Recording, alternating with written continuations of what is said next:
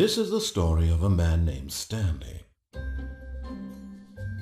Stanley worked for a company in a big building where he was employee number 427. Employee number 427's job was simple. He sat at his desk in room 427 and he pushed buttons on a keyboard. Orders came to him through a monitor on his desk, telling him what buttons to push, how long to push them, and in what order. This is what employee 427 did every day of every month of every year. And although others might have considered it soul-rending, Stanley relished every moment that the orders came in, as though he had been made exactly for this job. And Stanley was happy. And then one day, something very peculiar happened. Something that would forever change Stanley. Something he would never quite forget. He had been at his desk for nearly an hour when he realized that not one single order had arrived on the monitor for him to follow. No one had showed up to give him instructions, call a meeting, or even say hi. Never in all his years at the company had this happened, this complete isolation.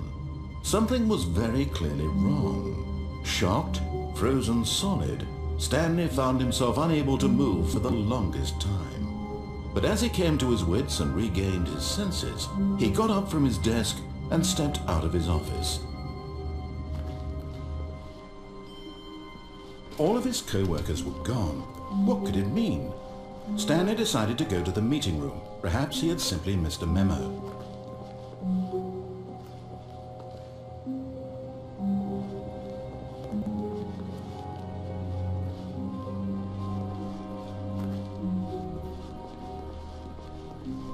When Stanley came to a set of 2 open doors, he entered the door on his left. This was not the correct way to the meeting room, and Stanley knew it perfectly well. Perhaps he wanted to stop by the employee lounge first, just to admire it. Ah, yes, truly a room worth admiring. It had really been worth the detour after all, just to spend a few moments here in this immaculate, beautifully constructed room. Stanley simply stood here, drinking it all in. But eager to get back to business, Stanley took the first open door on his left.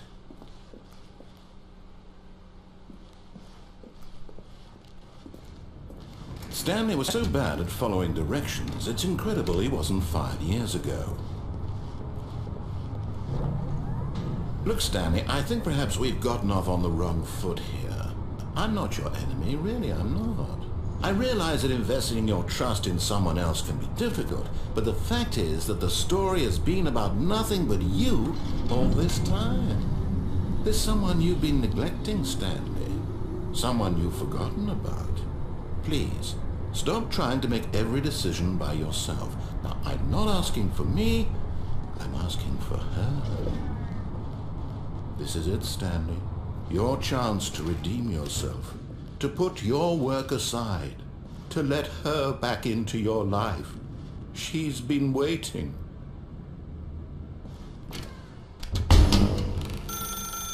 That's her, Stanley. You need to be the one to do this. To reach out to her. If you can truly place your faith... Oh, no, you can't... Did you just unplug the phone? Now, that wasn't supposed to be a choice. How did you do that? You actually chose incorrectly? I didn't even know that was possible. Let me double check. No, it's definitely here, clear as day. Stanley picks up the phone. He's taken to his apartment where he finds his wife, and the two pledge themselves to one another. Music comes in, fade to white, roll credits. Not picking up the phone is actually somehow an incorrect course of action. How is that even possible? None of these decisions were supposed to mean anything. I don't understand. How on earth are you making meaningful choices? What did you... Wait a second. Did I just see... No, that's not possible. I can't believe it. How had I not noticed it sooner? You're not Stanley. You're a real person. I can't believe I was so mistaken. This is why you've been able to make correct and incorrect choices. And to think I've been letting you run around in this game for so long. If you'd made any more wrong choices, you might have negated it entirely. It's as though you completely ignored even the most basic safety protocol for real-world decision-making. Or did you not grasp the severity of the situation? Well, I won't have that kind of risk on my watch. I'm going to stop the game for a moment so we can educate you properly on safe decision-making in the real world. Please observe this helpful instructional video. Choice. It's the best part of being a real person, but if used incorrectly can also be the most dangerous. For example, in this scenario, a hypothetical real person named Stephen has a choice. He could spend years helping improve the quality of life for citizens of impoverished third world nations. Or he could systematically set fire to every orphan living in a 30-kilometer radius of his house. Which choice would you make? Remember that unlike here, the real world makes sense, and at no time should you make a choice that does not conform to rational logic. If you find yourself speaking with a person who does not make sense, in all likelihood, that person is not real. Allow the person to finish their thought, then provide an excuse why you cannot continue talking. Turn to a partner and practice saying, "My goodness, is it 4:30? I'm supposed to be having a bath, sack and crack."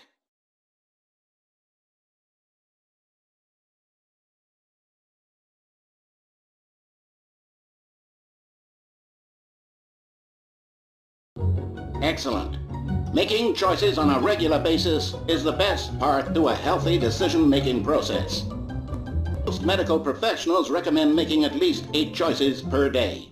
Do you make more than 8? Less?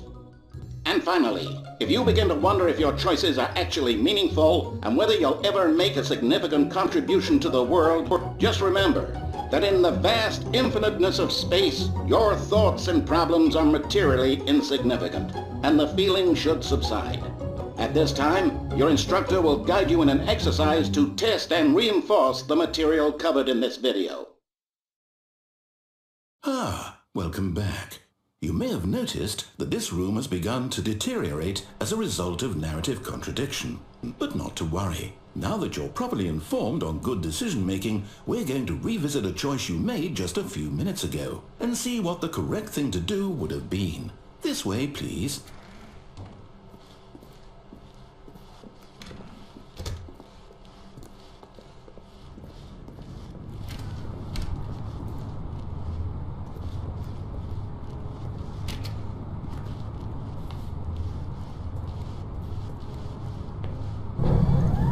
We know your choices are meaningful, we can't have you jumping off the platform and dying. Imagine the main character dying senselessly halfway through the story. That story would make no sense at all. We just need to get you home as soon as possible before the narrative contradiction gets any worse. Unfortunately, it seems this place is not well equipped to deal with reality.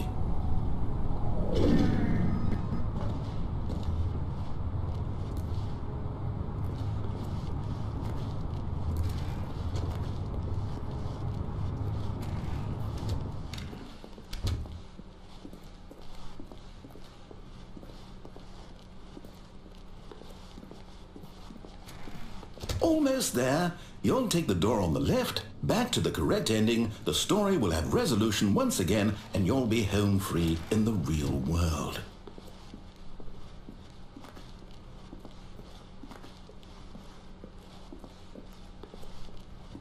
Now remember, all you need to do is behave exactly as Stanley would. That means choosing responsibly and always putting the story first. I'm quite sure you'll be up to the task. Just follow my lead and you'll be fine. All right. When Stanley came to a set of 2 open doors, he entered the door on his left.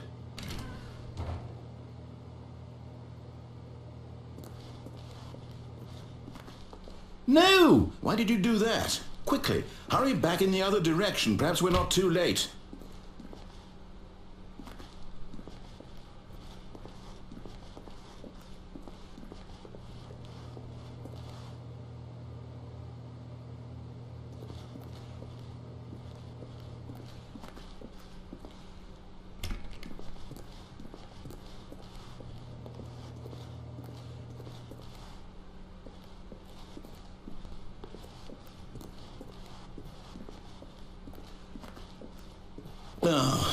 It's ruined.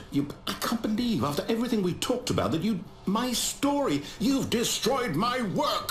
Why? For what?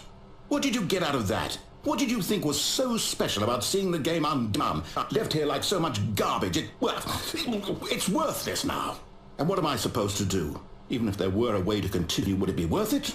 To know that my story is now incorrect? How can I go back to that? I can't erase that knowledge. I'll have to live with it forever, reliving its impossibility forever. I couldn't live that way.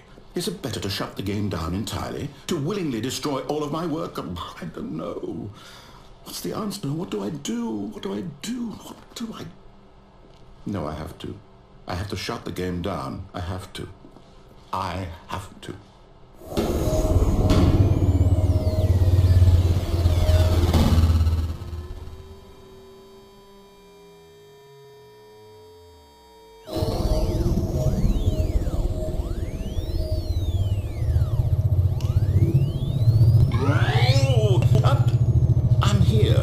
I'm still here in this pile of rubbish, with you who thought you were so clever. Now look where we are. My entire game is destroyed. It was the only thing in the world that was mine, and you've run it into the ground. What, did you think that would be funny? You just had to see? Didn't I impress upon you how important it was to be like Stanley? He actually knows how to do what I tell him to. He understands that if I say to do something, there's a damn good reason for it. That thought hadn't even occurred to you, had it? That there's a world outside of you? You're a child. Oh, my story. If you'd just gone through the door on the left, you would have seen it. There was a whole underground facility. You would have destroyed it and been victorious. It would have been so perfect. I worked so hard on it. I tried so hard. Behave exactly as Stanley would. That means choosing responsibly and always putting the story first. I'm quite sure you'll be up to the task. Just follow my lead and you'll be fine. All right. When Stanley came to a set of 2 open doors, he entered the door on his left. No! Why did you do that? Quickly, hurry. Behave exactly as Stanley would. That means choosing responsibly and always putting the story first. I'm quite sure you'll be up to the task. Just follow my lead and you'll be fine. All right. When Stanley came to a set of 2 open doors, he entered the door on his left. No! Why did you do that? Quickly, hurry. Behave exactly as Stanley would. That means choosing responsibly and always putting the story first. I'm quite sure you'll be up to the task. Just follow my lead and you'll be fine. All right. When Stanley came to a set of 2 open doors, he entered the door on his left.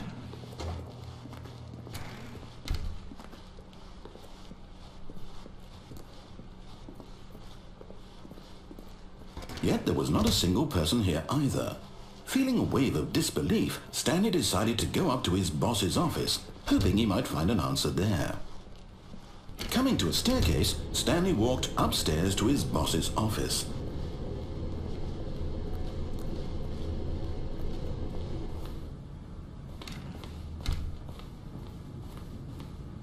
Stepping inside his manager's office, Stanley was once again stunned to discover not an indication of any human life. Shocked, unraveled, Stanley wondered in disbelief who orchestrated this, until he saw the door with a voice receiver next to it. Surely behind this door lay all the answers to his questions. And beyond all probability, he knew the passcode. He had seen it on his boss's computer just last week. Nightshark 115. Was this the code to open the door? Would it still work? There was only one way to find out.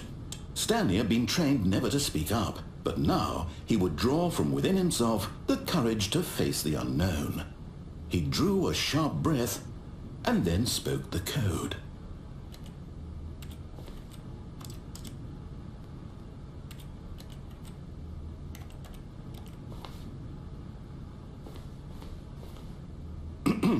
Stanley spoke the code.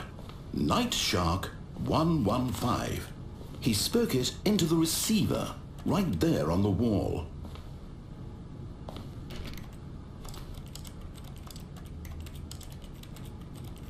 I'm sorry, is there a problem?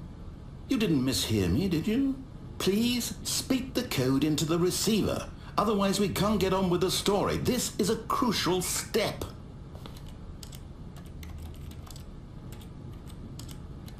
Okay, fine, you're not going to do it, but you know what?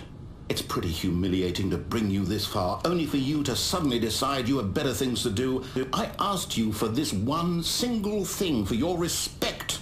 The kind of respect Stanley shows for his choices. He knows what it means to take a story seriously.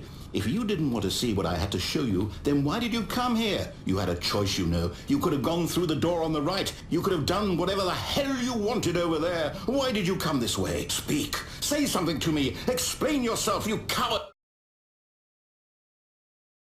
When Stanley came to a set of 2 open doors, he entered the door on his left. Stanley? Hello?